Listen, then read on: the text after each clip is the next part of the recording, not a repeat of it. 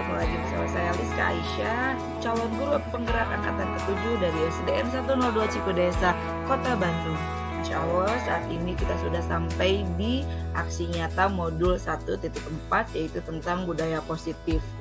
Beberapa menit ke depan saya akan mencoba merangkum atau isi video ini adalah tentang salah satunya tentang rangkuman dari paket modul 1, mulai dari filosofi pendidikan menurut Ki Hajar Dewantara, kemudian nilai dan peran guru penggerak, visi misi guru penggerak, sampai budaya positif.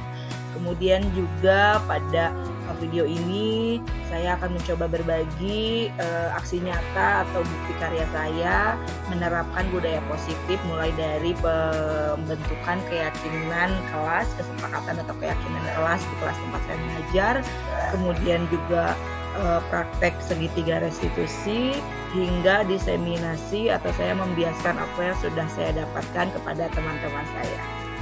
Happy watching semuanya.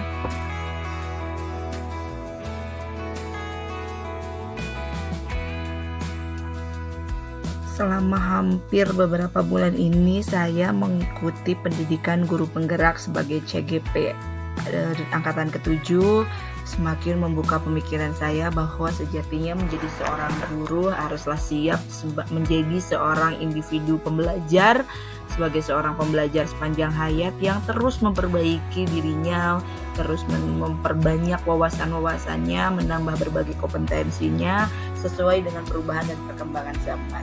Seperti apa yang dikatakan oleh Ki Hajar Dewantara, bahwa pendidikan itu dinamis, berkembang sesuai zamannya, dan didiklah murid-murid sesuai dengan zamannya. Lantas bagaimana kita akan bisa mendidik murid sesuai dengan zamannya kalau kita tidak memperbaiki dan tidak terus menambah kapasitas diri kita sebagai seorang pendidik yang membelajar sepanjang hayat? Karena pada dasarnya menurut filosofi pendidikan, menurut Ki Hajar Dewantara, bahwa mendidik itu adalah menuntun segala kodrat yang ada pada diri seorang murid agar mencapai keselamatan dan kebahagiaan sebagai anggota masyarakat dan manusia. Maka keselamatan dan kebahagiaan menjadi 2 poin utama untuk memerdekakan seorang manusia, seorang murid. Jadi tidak lagi memaksakan murid untuk menjadi seseorang yang kita inginkan, tetapi betul-betul menuntun semua kodratnya, seperti halnya seorang petani yang sedang mengoptimalkan tumbuh kembang tanamannya sesuai dengan jenis tanamannya yang tanam. Itulah filosofi pendidikan menurut Ki Hajar Dewantara. Maka dalam menuntun segala kodratnya, seorang guru haruslah mampu menggerakkan segala potensi dirinya dalam memberdayakan berbagai aset yang dimilikinya, aset yang ada, peluang-peluang yang ada untuk mencapai tujuan pendidikan, yaitu mencerminkan keberpihakan pada murid.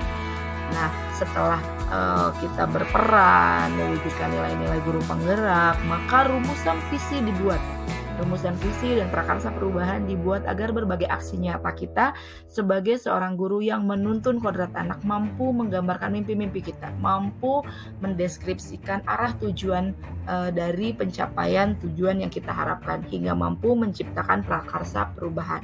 Nah, ketika semua itu sudah, maka budaya positif akan terwujud, karena budaya positif terwujud ketika berbagai kebutuhan dasar manusia terpenuhi dengan didukung oleh pemberian motivasi, posisi kontrol yang diberikan secara tepat, sehingga menjadi sebuah keyakinan yang disepakati bersama sebagai satu nilai kebajikan. Nah, itulah berbagai materi yang ibarat kata seperti harta karun yang saya dapatkan selama menempuh pendidikan guru penggerak sebagai calon guru penggerak angkatan ke-7. Modul 1.4 yaitu tentang budaya positif. Budaya positif yang dicerminkan menjadi disiplin yang positif oleh setiap warga yang ada di sekolahnya masing-masing. Disiplin positif itu sangat sekali tergantung dari motivasi perilaku manusia. Motivasi perilaku manusia itu seperti yang kita ketahui bersama, ada beberapa diantaranya ada yang termotivasi hanya karena untuk menghindari ketidaknyamanan dan menghindari hukuman yang akan dia dapatkan, kemudian juga hanya untuk memperoleh imbalan atau penghargaan. Tapi motivasi yang paling positif adalah motivasi yang berperilaku atau berbudaya positif dan berdisiplin positif, karena untuk menghargai dirinya dan untuk mewujudkan karakteristik di dalam dirinya sendiri. Maka ketika itu terjadi, muncullah disiplin positif dan budaya positif. Budaya positif juga akan terpengaruhi oleh posisi kontrol yang diberikan oleh seseorang yang mempunyai kewenangan lebih. Posisi kontrol itu diantaranya sebagai seorang pembuat merasa bersalahkah, penghukumkah, pemantau sebagai seorang temankah, atau sebagai seorang manajerial yang membuat seseorang itu memposisikan dirinya untuk mengetahui berbagai hal. Kemudian budaya positif itu, disiplin positif dan motivasi akan terwujud, akan terpenuhi ketika kebutuhan dasar seseorang sudah terpenuhi. Kebutuhan dasar untuk bertahan hidup, cinta kasih atau diterimanya sebagai rasa sayang, kemudian juga kebutuhan untuk pengakuan atas kemampuan dirinya, rasa senang. Nah, itu kebutuhan dasar itu ketika sudah terpenuhi, maka budaya positif yang diakui sebagai nilai kebajikan akan muncul. Biasanya seseorang yang keluar dari nilai-nilai kebajikan, seseorang yang keluar dari perilaku positifnya itu karena ada kebutuhan dasarnya yang tidak terpenuhi. Nah, ketika itu terjadi, maka kembalikan posisi dirinya untuk mengingat kembali keyakinan dan kesepakatan kelas yang ada. Dengan apa? Dengan segitiga restitusi. Maka jika itu terjadi, maka budaya positif itu akan pelan-pelan mulai terwujud. Itulah yang saya dapatkan dari pembelajaran poin 1.4 tersebut. Berbagai teori dan filosofi pendidikan yang saya peroleh selama menempuh pendidikan guru penggerak sebagai calon guru penggerak angkatan ke-7, rasanya akan menjadi percuma ketika kita tidak bisa mengimplementasikannya. Maka saya mencoba mengimplementasikannya, merealisasikannya sebagai bentuk aksi nyata saya, terutama di kelas dan di sekolah saya. Maka tahapan-tahapan implementasi budaya positif di kelas dan di sekolah yang saya lakukan diantaranya, saya mulai dari saya bagi menjadi 3, yaitu perencanaan, pelaksanaan, hingga evaluasi dan refleksi. Pada tahap perencanaan, saya mencoba menganalisis permasalahan apa yang ada di kelas dan di sekolah saya yang urgent untuk saya perbaiki. Ketika itu sudah diketemukan, kemudian saya menyusun program budaya positif di kelas dan di sekolah, tentu saja dengan mendiskusikannya bersama rekan-rekan sejawat saya tentang program-program apa yang bisa mencerminkan budaya positif atau yang bisa membangun budaya positif di kelas dan di sekolah saya. Ketika itu terbentuk, saya susun programnya, kemudian saya mengajukan program yang saya susun kepada kepala sekolah sebagai pemimpin yang ada di tempat saya mengajar. Ketika itu sudah disetujui, maka saya mempersiapkan pelaksanaan program budaya positif yang sudah disepakati untuk diterapkan di kelas maupun di sekolah saya. Tentu saja sebelumnya sudah melalui tahapan diskusi dulu bersama seluruh rekan-rekan guru-guru saya, mendiskusikannya dengan orang tua dan murid, hingga akhirnya memasuki tahap pelaksanaan. Pada tahap pelaksanaan ini saya selalu mengawali dengan mensosialisasikan program penerapan budaya positif di kelas dan di sekolah kepada berbagai pihak yang terlibat. Di antaranya ada guru, kemudian kepala sekolah tentu saja, dan ada juga orang tua. Orang tua sebagai pihak luar yang sangat-sangat terlibat, sangat-sangat diperlukan koordinasi dan kerjasamanya agar budaya positif itu terbentuk, karena budaya positif akan semakin terbentuk ketika diperkuat dengan kondisi keluarga di rumah yang positif pula. Setelah itu semua terlaksana, maka saya mulai melaksanakan penerapan budaya positif di kelas dan di sekolah dengan memonitor keterlaksanaannya hingga pada saatnya secara berkala saya mengevaluasi dan merefleksi budaya positif yang sudah dilakukan. Apa saja kelemahannya, apa saja hambatan-hambatan yang saya temui, kemudian apa saja kelebihan-kelebihannya yang selanjutnya untuk menyusun menjadi sebuah rencana dan melaksanakan tindak lanjut dari hasil refleksi dan evaluasi yang saya lakukan. Berdasarkan hasil analisis permasalahan yang saya lakukan, maka ditemukan satu kondisi permasalahan di SDN 102 Cikudesa, Kota Bandung, tempat saya mengajar, yaitu menumpuknya jumlah sampah banyak dan mengganggu lingkungan pembelajaran. Sehingga untuk mengatasinya, saya memulai diskusi bersama teman-teman saya dan tercetuslah satu program, yaitu program diet sampah. Diet sampah sebagai salah satu bentuk mengurangi jumlah sampah dengan pada proses akhirnya, yaitu mengelola sampah tersebut. Diet sampah adalah pembentukan budaya sekolah dengan membawa tumbler tempat makan dan minum sendiri. Jadi anak-anak jajan membawa wadah dari rumah, tidak membawa bungkus sampah ke sekolah, sehingga dengan seperti itu diharapkan jumlah sampah di sekolah akan berkurang. Pelaksanaan diet sampah itu tentu saja akan berhasil ketika didukung oleh keyakinan kelas dan pelaksanaan segitiga restitusi di kelas masing-masing. Maka inilah proses pengimplementasian budaya positif mulai dari pembentukan keyakinan kelas hingga video segitiga restitusi dan diseminasi. Pada slide berikutnya itu akan ada berbagai proses yang saya jalani, mulai dari video pembentukan keyakinan kelas, video praktek segitiga restitusi, hingga video-video dan foto-foto bukti ketika saya melakukan diseminasi atau pembiasan dari materi apa yang sudah saya jalankan. Sekali lagi, happy watching teman-teman semuanya. Semoga semuanya bisa bermanfaat bagi kita semua.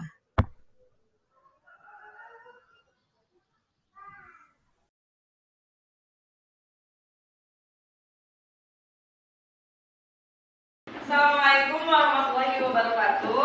Waalaikumsalam warahmatullahi wabarakatuh. Hari ini kita akan kembali mengingatkan, kembali memperkuat dan membuat lagi keyakinan kelas kita. Oke. Jadi keyakinan kelas itu apa aja sih yang kalian inginkan, apa aja yang kalian mau, yang harus ada atau yang ingin ada di kelas ini. Oke. Nah, di meja kalian sudah ada kertas warna-warni, ada yang warna pink, kuning, hijau, dan oranye. Oke. Nah, warna pink coba sekarang kalian isi dengan kelas seperti apa yang kalian inginkan. Oke, yuk, kelas seperti apa sih yang kalian inginkan?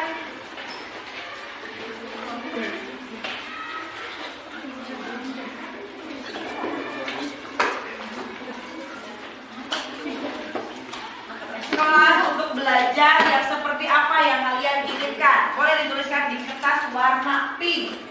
Yang sudah selesai, nanti boleh kalian tempel di sini. A few moments later. Siapa yang bilang setuju? Kenapa? Tambah teuing, berarti maunya di gimana? Kalau sehari, nanti diulangi nggak? Ayo, kalau sehari setuju nggak? Ada yang enggak. Jadi berapa hari kita cari jalan tengahnya? 3 hari setuju? Oke, berarti kalau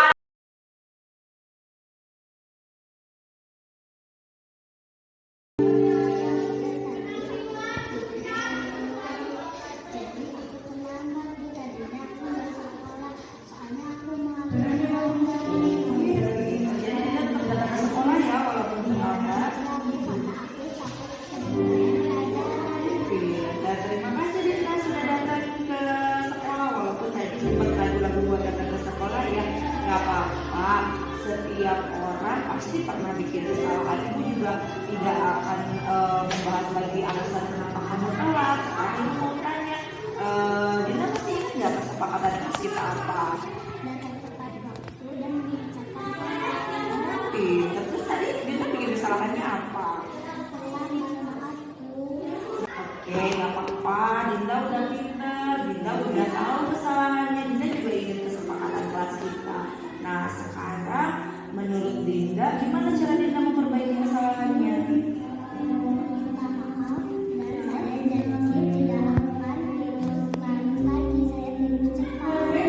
Cepat jadi biar bangunnya. Oke, Dinda terima kasih ya. Mudah-mudahan nanti Dinda bisa videonya lebih cepat lagi biar nggak telat lagi terus kalau masih kelas. Oke, jadi nggak apa-apa Dinda udah berbuat kesalahan, tapi Dinda belajar untuk memperbaiki kesalahan. Sekarang Dinda boleh ikut belajar, nanti ke depannya jangan telat lagi ya.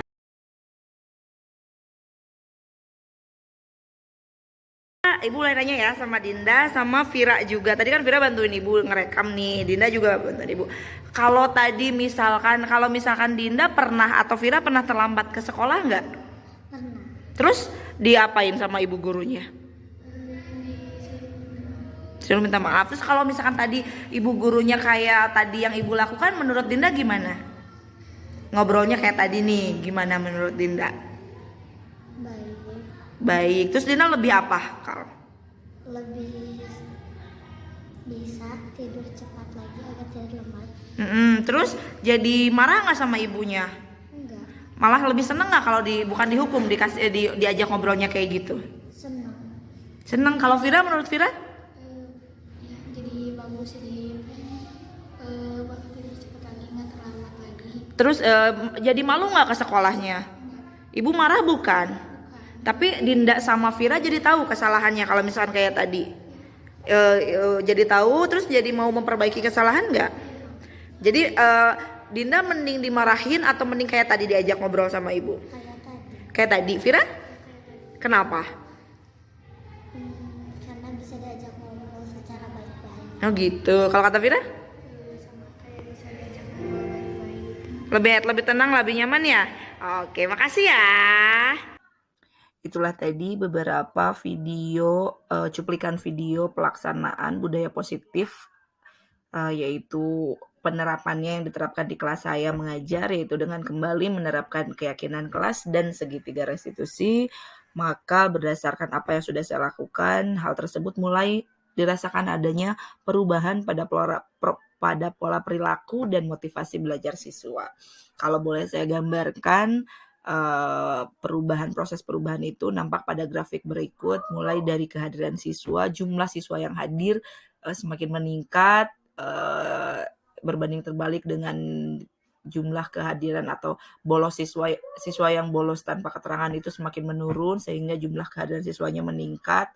Kemudian juga dari aktivitas atau keaktifan siswa juga semakin meningkat, siswa semakin aktif, berani untuk mengemukakan pendapatnya. Maka di terakhir juga rata-rata nilai siswa sudah mengalami sedikit peningkatan. Hal tersebut merupakan dampak positif dari penerapan keyakinan kelas dan segitiga restitusi. Berdasarkan keberhasilan tersebut, maka saya mencoba mendiseminasikannya kepada rekan-rekan saya.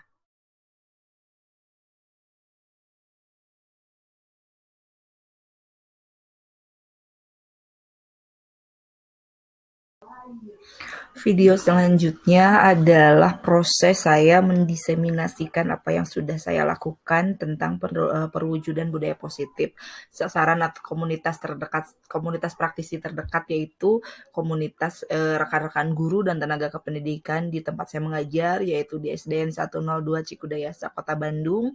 Kemudian saya juga selanjutnya mencoba untuk mendiseminasikan kepada rekan-rekan saya di KKG, di kelompok kerja guru KKG Gugus 28 Kecamatan Cibiru, Kota Bandung. Berikut adalah video-video proses diseminasi yang saya lakukan. Pertama itu filosofi pendidikan menurut Ki Hajar Dewantara, kemudian juga nilai dan peran guru penggerak, terus juga visi misi guru penggerak, dan yang terakhir budaya positif.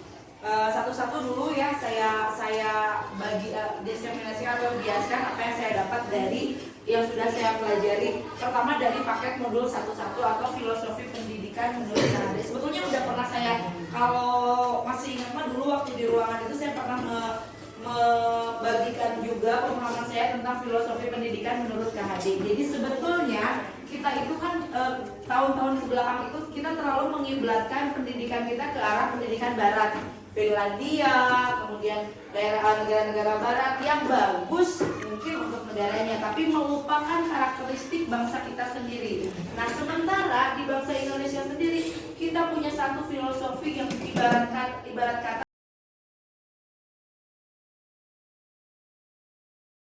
Assalamualaikum warahmatullahi wabarakatuh.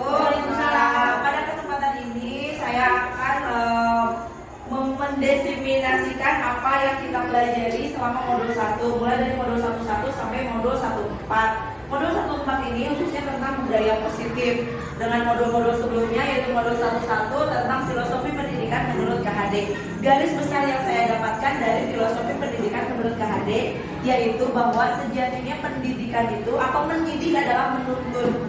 Jadi kalau dulu kita membuat satu tujuan pembelajaran untuk semua memaksakan anak untuk mencapai KKM.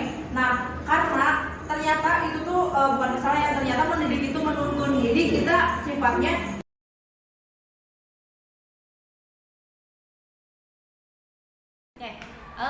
materi yang tadi dipaparkan oleh Bu Rizka itu sudah merupakan salah satu sasaran apa yang memang diharapkan oleh bangsa Indonesia saat ini, yaitu tadi dengan memaparkan dari awal tentang bagaimana pembelajaran seharusnya, yang kedua bagaimana peran dan nilai guru penggerak itu sendiri, yang ketiga bagaimana mengenai visi misi guru penggerak itu, dan terakhir hasil dari semua itu adalah budaya positif. Nah, di situ budaya positiflah yang harus kita jalani, apa yang harus kita tingkatkan dari setiap sebagai seorang guru menuju Indonesia emas. Amin. Terima kasih. Terima kasih Ibu.